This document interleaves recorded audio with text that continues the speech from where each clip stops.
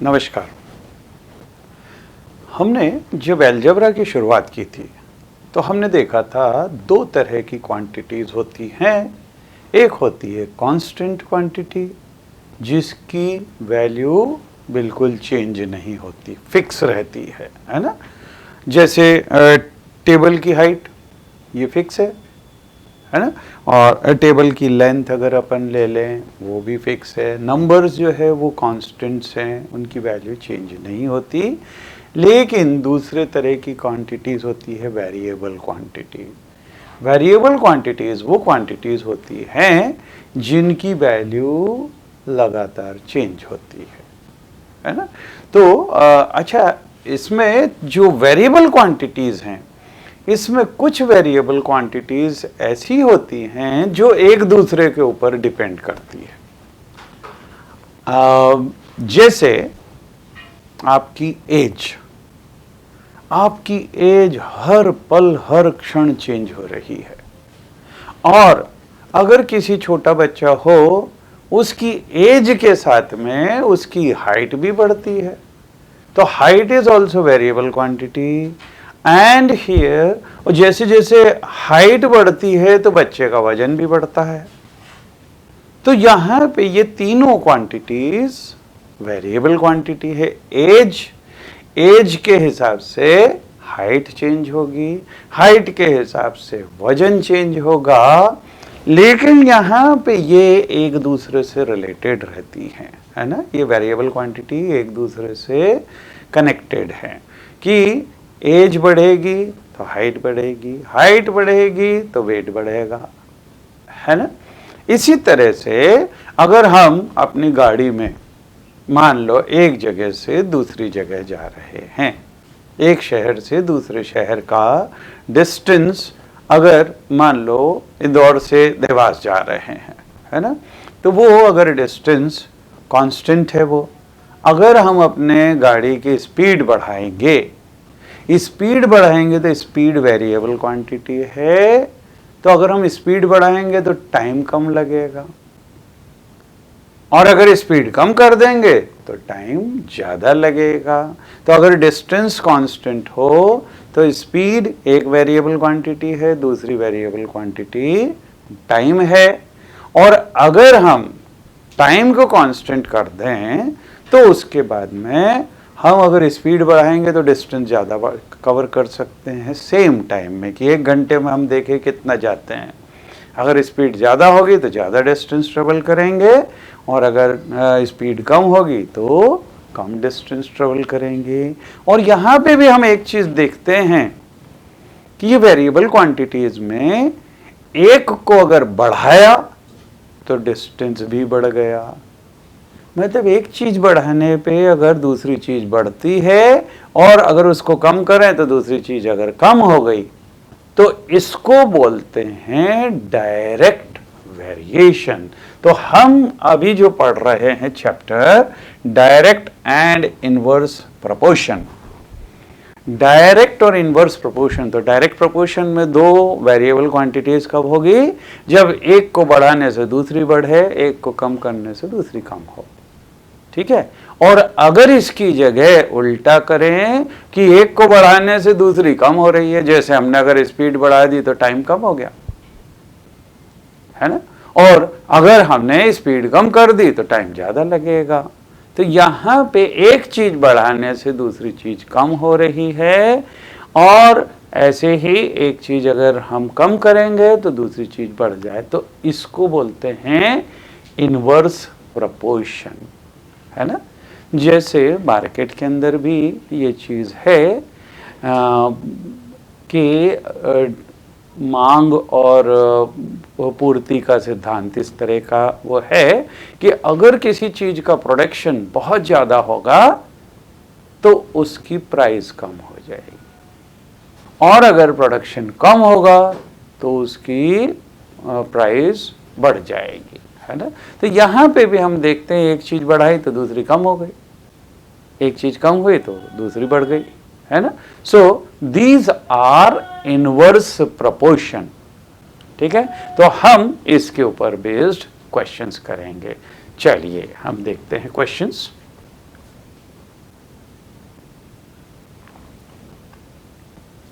variations. Variations means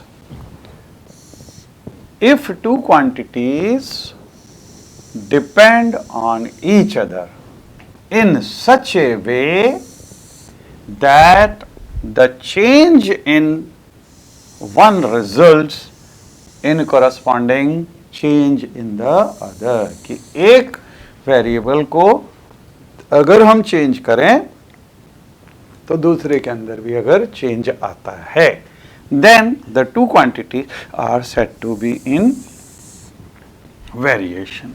और variation के बाद में डायरेक्ट प्रोपोर्शन या direct variation. So two quantities are said to be in direct proportion if on increasing one quantity other also increases and on decreasing first quantity second also decreases. तो एक को बढ़ाई दूसरी बढ़ गई, तो इसको बोलेंगे डायरेक्ट प्रोपोर्शन और they are said to be in direct variation, है ना, डायरेक्ट वेरिएशन भी इसको बोलेंगे. अच्छा, तो यहाँ पे अगर x और y, if x and y are two quantities, they will be in a direct proportion if x upon y is equal to k, where k is constant. तो अगर इनकी अलग अलग वैल्यू लें तो x1 upon y1 is equal to x2y upon y2 is equal to x3 upon y3 is equal to अगर constant है, तो अगर दो क्वांटिटी का रेशियो कांस्टेंट हो then they are said to be in direct proportion. अब देखिए यहाँ पे the cost of 5 meters of particular quality of cloth is ₹210. Tabulate the cost of 2 meter, 4 meter, 10 meter, 13 meters of cloth in the same time. तो यहाँ पे cost ये variable quantity है ना, और यहाँ पे अगर हम 2 मीटर क्लॉथ लेते हैं तो उसकी कॉस्ट कुछ होगी, 3 लेंगे तो और ज़्यादा होगी. मतलब यहाँ पे नंबर ऑफ मीटर्स अगर हम बढ़ाएंगे तो क्लॉथ की कॉस्ट भी बढ़ती जाएगी. Means these are questions of direct proportion. तो यहाँ पे suppose the length of the cloth is x meters and the cost is y meters. तो हम अगर यहाँ पे टेबल बनाएं x और y, x क्या है, x is in meters and y is in rupees, है ना. तो x अगर 2 rupees 2 meters है तो ये क्या होगा, इसको हम सपोज कर लें कि ये a है, 4 के लिए सपोज किया b है, और 10 के लिए this is the cost of 5 meters of particular quantity of cloth. तो 5 मीटर के लिए यहाँ पे कॉस्ट दी हुई है 210. 10 मीटर और 13 मीटर के लिए भी हमारे को निकालना है ना. अब देखिए इसका तरीका क्या होगा. हमने देखा था कि रेशियो कांस्टेंट आता है अगर डायरेक्ट प्रोपोर्शन में हो. तो यहाँ पे अगर ये रेशियो इस रेशियो के बराबर होना चाहिए क्योंकि रेशियो सेम है. तो जब हम इन दोनों को लेंगे तो यहाँ से हम a की वैल्यू निकाल सकते हैं. तो सिंस अब देखिए यहाँ पे 2 upon a is equal to 4 upon b is equal to, तो इनका सब का रेशियो जैसा हमने देखा था x1 upon y1 is equal to x2 upon y2 is equal to x3 upon y3 is equal to all this were constant. तो यहाँ पे इसका रेशियो, इसका रेशियो, ये सब रेशियोज एक दूसरे के बराबर होंगे. हमको अगर a की वैल्यू निकालनी है तो हम इसको और इसको साथ में ले लें क्योंकि यहाँ पे कोई वेरिएबल नहीं है. So taking, if we will take this 2 upon a is equal to 5 upon 10.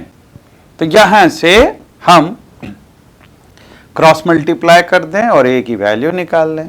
इस a की वैल्यू अगर हमको निकालनी है तो ये इधर जाए और ये इधर जाए, means this will be a into 5 is equal to, cross multiplication में 2 इंटू 210, 2 इंटू 210। अब हमको a चाहिए तो इस 5 को यहां से इधर शिफ्ट कर दो। यहाँ पे मल्टीप्लिकेशन है, जब इक्वल टू साइन के दूसरी साइड जाएगा तो डिवीजन हो जाएगा। जब भी हम टर्म्स एक साइड से दूसरी साइड शिफ्ट करते हैं तो addition becomes subtraction, subtraction becomes addition, multiplication will become division and division will become multiplication. तो यहाँ से ये देखिए a इज इक्वल टू, ये a is equal to 2 into 210 और अपॉन में 5। इस 5 से इसको कैंसिल कर सकते हैं 4 टाइम्स और 2 times, and then 42 into 2, this is ₹84। मतलब 2 मीटर कपड़ा कितने का आएगा? 84 रुपीज का आएगा, है ना। इसी तरह से अगर हमको b की वैल्यू निकालनी है तो अब हम इसको और इसको ले लें, मीन्स टेकिंग 4 अपॉन b, ये 4 upon b is equal to 5 upon this. वापस से इसको क्रॉस मल्टीप्लाई करें, क्रॉस मल्टीप्लाई करेंगे तो b into 5 is equal to 4 into 210। हमको b की वैल्यू चाहिए तो इसको इधर शिफ्ट करेंगे तो अपॉन में 5 हो जाएगा, राइट। तो b इज इक्वल टू, देखिए ये b is equal to 4 into 210 and upon 5।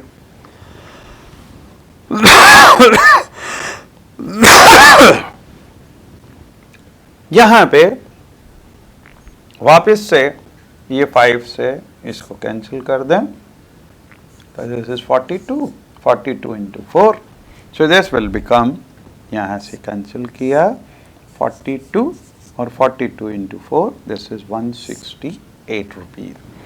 तो 4 मीटर कपड़े की कॉस्ट 168 रुपए होगी। 5 की तो ऑलरेडी दी हुई है। 10 मीटर की कॉस्ट हमको अगर निकालना हो तो हम इसको और इसको एक साथ में लेंगे, तो यहाँ पे 5 upon 210 is equal to 10 upon c। वापस से इसको क्रॉस मल्टीप्लाई किया तो ये c इधर आ जाएगा और 5 इधर चला जाएगा, 210 यहाँ पे, तो c is equal to this 10 into 210 और अपॉन में ये 5 आ गया। वापस इससे कैंसिल करेंगे 42 टाइम्स, ये भी कैंसिल होगा, 42 into 10, so this is 420 rupees. फिर इसको और इसको अगर हम ले लें तो यहाँ से d की वैल्यू आ सकती है। तो taking 5 upon 210 is equal to 13 upon d, we get, ये d इधर आया तो d इंटू 5 हो जाएगा और ये इधर चला जाएगा, ठीक है।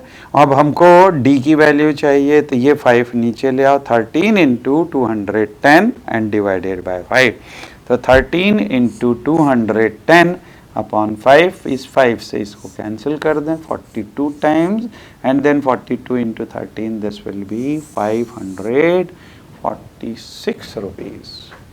ओके, तो इस तरह से डायरेक्ट प्रोपोर्शन वाले क्वेश्चंस किए जाते हैं, ठीक है। चलिए आगे देखें। अगला example, an electric pole 14 metre high casts a shadow of 10 meters। अब देखिए यहाँ पे हम फिर से, सबसे पहले हमारे को इसमें विचार करना है कि ये डायरेक्ट प्रोपोर्शन है या इनवर्स प्रोपोर्शन। यहाँ पे जितना बड़ा पोल उतनी बड़ी उसकी छाया होगी, है ना। तो अगर हम पोल की हाइट बढ़ाते हैं तो शैडो की हाइट बढ़े, शैडो की लेंथ बढ़ेगी, है ना। तो ये डायरेक्ट प्रोपोर्शन का क्वेश्चन है। Find the height of the tree, तो यहां पे हमको हाइट ऑफ ट्री निकालना है that casts a shadow of 15 metre. तो 15 मीटर है, तो हमको हाइट ऑफ ट्री निकालना है। ये एक तरीका है जिससे हम, देखिए किसी भी चीज की हाइट निकालनी है तो हम टेप लेके हर चीज को नहीं नाप सकते। उसकी जगह, क्योंकि पेड़ है, आप पेड़ में चढ़ोगे, वहां से का टेप नीचे डालोगे, उसकी जगह ये मेथड यूज कर लो, फटाक से हाइट निकल जाएगी आपको ट्री की। ट्री का है को आप तो माउंटेन की भी हाइट निकाल सकते हैं कि उसकी शैडो कितनी बन रही है ना। तो यहां पे देखिए, let the height of tree is x metres, जिसकी शेडो 15 बन रही है उसकी हाइट हम अगर सपोज कर लें कि ये x है, तो height of the object in metres, यहाँ पे 14 मीटर था तो 10 मीटर का शेडो है, ये 14 मीटर है तो 10 मीटर का शेडो है। तो हमको हाइट ऑफ ट्री चाहिए, जबकि शेडो 15 हो तो इसको x मान लें हम, और ये 15, ठीक है। अब यहाँ पे चूंकि डायरेक्ट वेरिएशन का क्वेश्चन है तो इसीलिए this upon this will be equal to this upon this. तो ये देखिए 14 upon 10 is equal to x upon 15। इसको वापस से क्रॉस मल्टीप्लाई करें तो ये हो जाएगा 14 into 15 is equal to x into 10।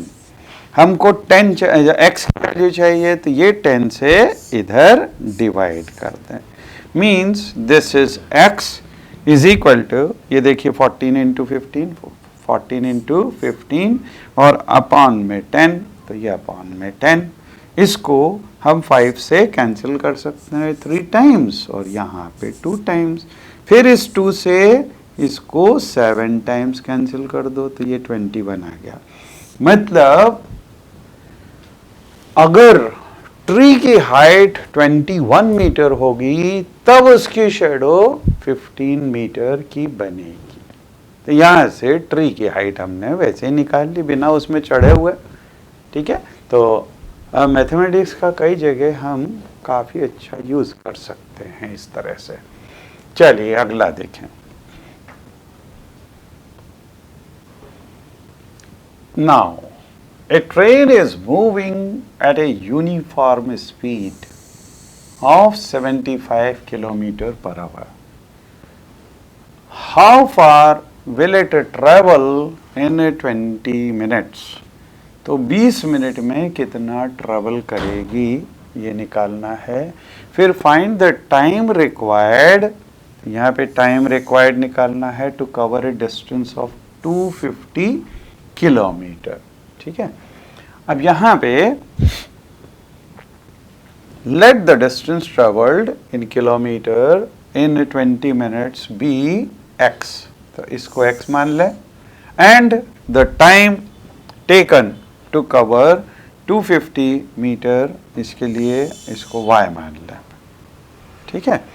तो डिस्टेंस ट्रेवल्ड इन किलोमीटर, इसमें 75 की स्पीड है, मतलब 75 किलोमीटर चलता है कितने, 1 घंटे में।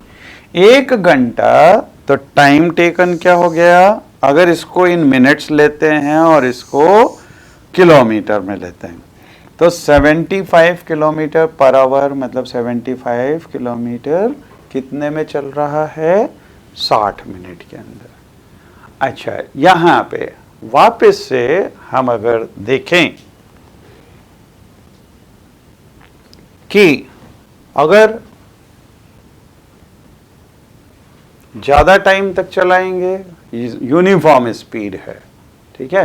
तो यहाँ पे अगर हम देखेंगे डिस्टेंस ट्रेवल्ड और टाइम के बीच में अगर रिलेशन देखें कि हम ज़्यादा डिस्टेंस जाना चाहते हैं तो ज़्यादा टाइम लगेगा, कम डिस्टेंस चलना चाहते हैं तो कम टाइम लगेगा। मतलब यहाँ पे एक चीज़ को बढ़ाओ तो दूसरी चीज़ बढ़ जाती है, मतलब डायरेक्ट वेरिएशन है ना। तो डायरेक्ट प्रोपोर्शन में है। जब डायरेक्ट प्रोपोर्शन में है तो इसका रेशियो इसके रेशियो के बराबर, इसके रेशियो के भी बराबर होगा, ये सब आपस में इक्वल होंगे। तो यहाँ पे अगर हमको x की वैल्यू चाहिए तो हम इन दोनों रेशियो को साथ में लें। तो since 75/60 is equal to x/20, यहाँ पे तो इसको क्रॉस मल्टीप्लाई कर दें। जब क्रॉस मल्टीप्लाई करेंगे तो 75 इंटू, तो ये देखिए 75 into 20 is equal to x into 60, और 60 को यहीं पे अगर रख दिया तो x की वैल्यू सीधे आ जाएगी। तो ये 60 को यहाँ पे रख दिया, इस 20 से ये 3 टाइम्स कैंसिल होगा और 3 से ये कैंसिल होगा 25। तो अगर हम ये जानना चाहते हैं कि 20 मिनट में कितना डिस्टेंस चलेगी, तो ट्रेन 25 किलोमीटर चल पाएगी 20 मिनट के अंदर। और अगर हमको ये निकालना हो कि 250 किलोमीटर के लिए कितना टाइम लगेगा, तो हम उसको y सपोज कर लें। अब यहाँ पे इसको और इसको इक्वेट कर दें। तो यहाँ से देखिए, since 75/60 mean this is equal to 250/y, ये यहाँ से हमको y की वैल्यू निकालनी है। तो y into 75 is equal to 250 into 60। तो y into 75 is equal to 250 into 60। ठीक है, हमको चाहिए y की वैल्यू, तो ये 75 से इधर डिवाइड कर दें। तो y इज इक्वल टू, ये देखिए y is equal to 250 into 60/75, right. अब इसको अगर हम कैंसिल करें 25 से तो ये 10 हो जाएगा, और 3 टाइम्स ये कैंसिल हो जाएगा, राइट। अब 3 से इसको 20 टाइम्स कैंसिल कर सकते हैं, और 20 इंटू 10 दिस इज 200 मिनट्स। तो 200 मिनट लगेंगे किसके लिए? 250 किलोमीटर चलने के लिए। लेकिन 200 मिनट ये कितने घंटे होते हैं?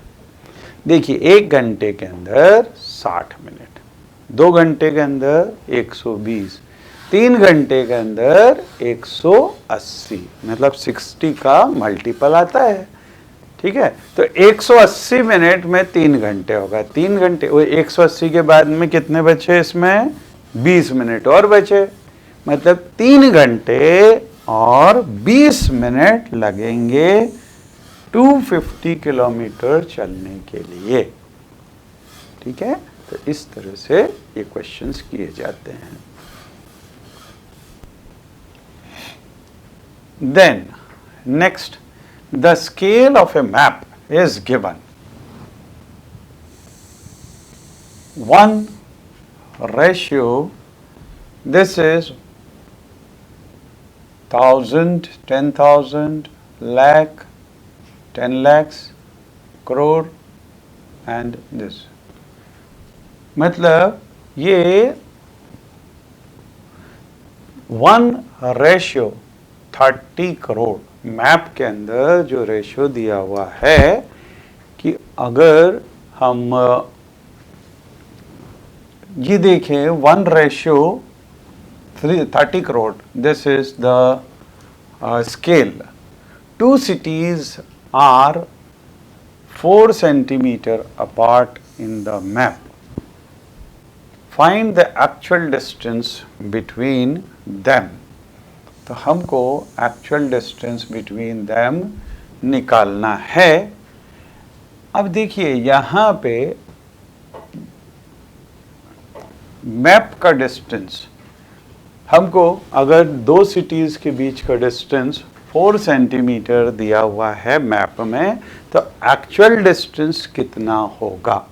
अब अगर हमने यहाँ पे सेंटीमीटर में लिया है तो ये चीज़ भी सेंटीमीटर में है हम, लेकिन जब डिस्टेंस बिटवीन 2 सिटीज लेंगे तो वो सेंटीमीटर में नहीं आएगा, उसको हमको किलोमीटर में लेना पड़ेगा, है ना। तो देखिए यहाँ पे let the map distance be x centimetre और actual distance is y centimetre. तो यहाँ पे 1 this number is equal to x ratio y, ठीक है, दिस रेशियो इज। अच्छा, अब यहाँ पे हमको सिटीज के बीच का डिस्टेंस ये 4 दिया हुआ है, मतलब x की वैल्यू ये दी हुई है 4, तो 1 upon this 30 crore, this is equal to 4 upon y। तो यहाँ से हम y की वैल्यू निकाल सकते हैं, इसको क्रॉस मल्टीप्लाई किया, इसको इधर लेके आए और इसको इधर ले गए, तो ये हो जाएगा y is equal to 4 into this number, लेकिन ये सेंटीमीटर में है ना। अब देखिए 4 इंटू 3 ये तो हो गया 12। अगर सेंटीमीटर को मीटर में कन्वर्ट करना है तो 1 मीटर में कितने सेंटीमीटर होते हैं? 100।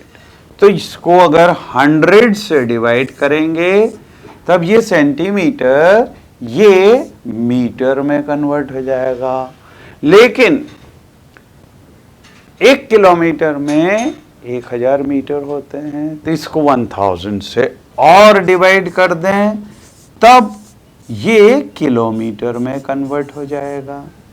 और ये देखिए कितने वो हैं, 1 2 3 4 5, तो 1 2 3 4 5।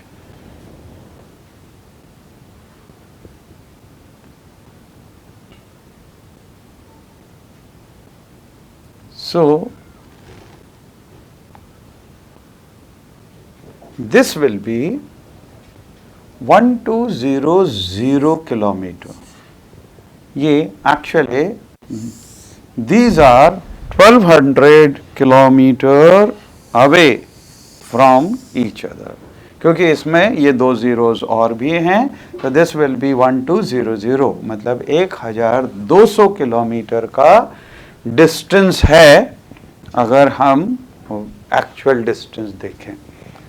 तो मैप के अंदर तो बड़े पास पास में दिखते हैं, जैसे इंदौर, भोपाल, दिल्ली, बॉम्बे, ये सब बिल्कुल पास पास में, सिर्फ 1 सेंटीमीटर का या 2 सेंटीमीटर या 4 सेंटीमीटर का डिफरेंस है, और एक्चुअल डिफरेंस कितना है? ये इतना ज़्यादा डिफरेंस। तो डिस्टेंस बिटवीन 2 सिटीज़ अगर मैप में हम देखें 4 सेंटीमीटर है, तो एक्चुअली उसका डिस्टेंस 1200 किलोमीटर है ना।